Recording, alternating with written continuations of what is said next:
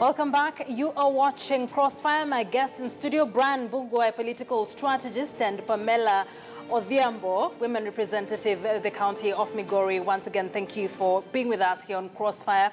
I want us to begin here with matters changing the constitution from what the National Council of Churches of Kenya said in their press briefing last week, saying that we need to consider amending the constitution to accommodate even those in the opposition. Let's take a look at Bishop Canon Peter Karanja.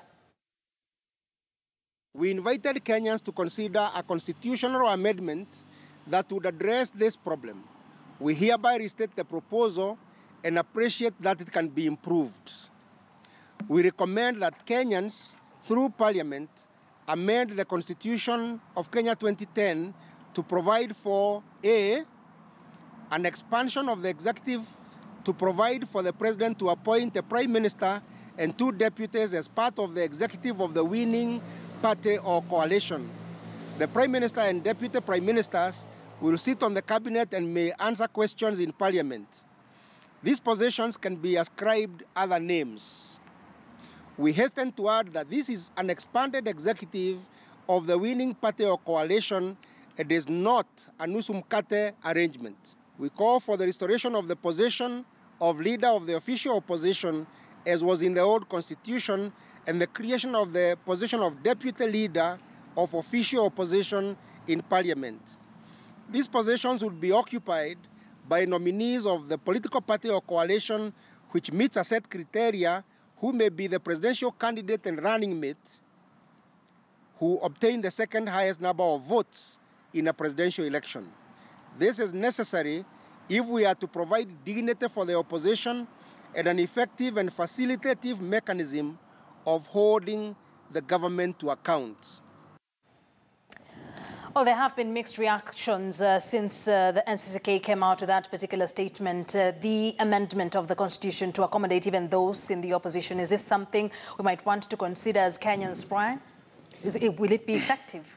I think I'll give the NCCK the benefit of doubt because they are opposed to this constitution until certain changes were made. But also it's the political players, and especially the NASA leader, Raila Odinga, who in Naivasha, when they were discussing the executive bid, remember there were those contentious issues that they wanted to sort out. And they did away with the office of the Prime Minister in the event that he thought that he'll win the presidential election. So to me, that was selfish of him. Then again, the Constitution has the mechanism of amending it, either through a parliamentary initiative or a popular initiative. So if NCCK is serious with their proposal, they can go ahead. They have at least places they can place people to sign in churches. But do you think it will stop this vicious cycle of elections in Kenya where it is a do-or-die scenario? I think devolution is the cure to the fight, the top seat. I think going forward we should devolve more, so that the people deal with their governors instead of fighting for the top seat. I think devolution is a real cure for this fight at the top. But not the seats that the NCCK is suggesting we should vote? If the people want, you know, if people vote for the referendum and they allow it, so be it. Pamela, is this what you're looking for as NASA? Not really. Let me just comment on this proposal as it is. When this proposal is made, the issue we are addressing here is not just about sharing of seats and taking one person and planting them there so that they, you know, so that we are talking about effectiveness. And in my case, I want to put it this way. I appreciate the NCCK for that proposal. But the question I have, which I believe one of them or all of them should address, does that proposal really address the evil that has bedeviled our land? These electoral injustices where every other day we go to an election and we are crying of rigging and all these kind of things. I think what NASA is fighting for is a scenario where we can have an election, and by the end of it all, if we are competing with my brother Mbugua here, we look at the results, we look at everything that has been done, and we say, Mbugua, you won, or Pamela, you won. let's move on, work together, and we'll support you. I think this is the situation that we are missing in Kenya, and that is what NASA is actually looking for. So while those suggestions may be good and may be considered as they are also Kenyans, we have to listen to their voices. But I am not convinced that they are addressing the problems that we are facing. Because this idea of the premiership and all those other offices that we are talking about, they were there. And Kenyans still felt they were not even addressing the issue. The issue we are addressing here is electing the executive through a genuine popular vote, not through other means or through predetermined results. And then we are saying, oh, because Pamela was also running for this seat and we have taken it and given it to so-and-so, so let us also give her this. No, this is not what we want to propagate in Kenya. We want to deal with the elephant in the house. Yes. I think Pamela is not being sincere. Oh. If they were sincere enough, they should have told us even in their parties, ODM, and, how they are dealing with those problems with, during their nomination, for us to take them seriously also, if they're genuine in this top seat. Because we've also seen in the nomination, there's nothing democratic in those nominations. Number two, NCCK and the people also, we live in this country. And we know mostly it's about position. Let nobody lie to you. When NASA was unveiling their principle, they even offered position for them. This will be the running mate, this will be the presidential candidate, this will be the chief minister, this will be so and so. So let's not run away from the thing. People fight for political power through positions. That's why most tribes come, where are our people in this lineup? Why is so and so in this lineup? And that's where, you know, there was a problem between ODM and Wiper when they were saying, oh, it's our turn to be the presidential candidate. So let Mheshimiwa not lie to you, it's not just about the position. If it was not just about the position, let NASA endorse Mheshimiwa to be the presidential candidate and they campaign for her vigorously, and she will win the election. So but for you, NASA just wants positions out not just of position, this, but presidency for Raila Odinga. Listen, Mbogwa. In my Bible, it is written, there is a time for everything. The fact that all of us in NASA, including Kalonzo Musyoka, gave a chance for Raila Amolo Odinga, we must be reminded as Kenyans that Raila Amolo Odinga will not live from everlasting to everlasting. I'm saying this with all the confidence that let us not even go back to the issues of nomination. And if they were all in the same pot, it is okay that we can negotiate and say, okay, Pamela, we are fronting you for the presidency, so-and-so could be your running mate and things like that. I think in-house people talk. But a scenario where we go to election between competitors and then the election is bungled, and you can see there is clear evidence that it is been bungled, and then we say, okay, because you also wanted, let's give you this position just to appease you. I don't think that is what I'm calling the evil that we have in the country. And we have seen it repeated year in, year out. And this time round, we are saying as a people, let us not run away from reality that we need fairness and justice and righteousness. I will not tire repeating. And brother, let me tell you, as I sit here, even today, if there would be a need or the time is right, I don't see why members of NASA or any other person would not endorse me or any other person. We would, but we thought it is right time for Raila Amolo Odinga, considering the nature and the amount of struggle that he has staged for the so-called liberation of this country. I mean, he is an elder among us, and it is right that we honor him that way. And this should not be just seen as we want position for Raila Amolo Odinga.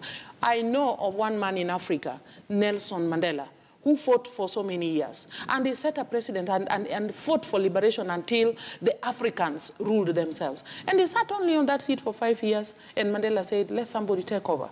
I think Kenyans, even when you are saying, when there are positions we are looking for our persons they are in, those are the evils that we must fight. Can Kenyans appreciate that if Pamela is on the throne, she can still do things such that even the people at the coast who may not even know her in person would still get their right? This is what we we are, but bringing us to always remember that maybe the Luos will only be safe if Pamela is there, or the Kikuyus will only be safe if Uhuru Kenyatta is there. I think these are the kind of evil thoughts that we really need to address at such a time as this. All right. Time is moving very fast. Even as we talk about amending the Constitution, there's the issue of the Election Laws Amendment Bill that came into effect as laws officially on Friday last week. President Uhuru Kenyatta spoke in Bomas of Kenya, promising that he was not going to sign that particular bill that was on his desk. Let's take a look at that. But when the bill was brought to me for signature as president, I was also compelled by my own conscience to go back to the origins of law. If an act of parliament is a direct expression of the will of the people, are the people happy with the law? Some, including some in this room, argued that I was changing the rules of engagement halfway through the game. Others argued that to change the electoral law ahead of the 26th election was to privilege myself over the other competitors. And because the law must be founded on reasoned national consensus, I listened to these voices and I did not sign that new bill into law. Well, that statement now coming out as very insincere, saying that it came to effect on Friday after the 14 days elapsed. He did not revert it to the National Assembly, so it comes into effect. I think how you've not gotten the president clearly. He said he did not sign it. He did not want to sign it midway. But that time, he was receiving his election certificate, meaning the election was over. This now will come to effect to the other election.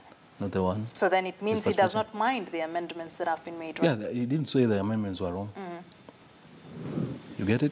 He said he did not want to change the rules midway. Now the game was over. 90 minutes was over. So this will apply this to the next match. Has been seen to be very calculative of the president. Of course. This is politics. The president also is a politician. Pamela, how are you treating that? Very unfortunate for Kenyans. Because one wonders if he thought people were saying they were not happy with that game. And we have not even, like, I want to bring it to Mbogwa's attention if he was not aware. This thing was actually done by the Jubilee Party alone. It was not involving all of us because we told them, like some of the clauses that they were removing and inserting are so unrealistic that even if they were applied in the next elections to come 10 years, Kenyans would still find them very uncultured. For example, if you were to bring a bill or a petition against the president who has been elected, if you have an issue, you do it one day. Those are the kind of things that we were rejecting in parliament, and that's what made us walk away. Now, when he's saying the people were not happy, the question is, now by Friday last week, which people now told him, now we are happy with it, so go ahead and sign it so that it comes to effect? I think I am repeating, and Brother Mbugua, this one you can carry on. There is evil in the land, mischief, you know, what you are calling calculative and politics. When you come to a position of authority of that nature, then one, you have to be sincere and honest. Two, that will help you build the trust of the people. The entire land of Kenya, not just a section of the people. And this is where our government, also the Jubilee government or the president, has failed. Because now, like what he is saying, to be honest, how can I ever trust him again when he says, my conscience has told me I'm not going to do it, and then all of a sudden, it is done. You see? Well, in essence, he says we don't have to worry about that until the next election. No, I think you are getting the president wrong. All right, and I think the problem is with comprehension. The people who were unhappy with the bill were saying, and it was especially the diplomats, they were saying it's not healthy to change the rules of the game midway. Not that the rules that were being brought were bad. It was in bad faith to change them when the contest was going on. In parliament... It's like, let me use a football match. You cannot introduce another pink card when the match is going on and you start introducing it to the players. But once the match is over and FIFA review the rules, they can bring other rules on board. So what the president did, he allowed the electoral process to be over before the law took effect. All right. I want us to wrap it up on that note. Yeah, but I want yes. to say that it is very unfortunate that we are having that kind of precedent. All right.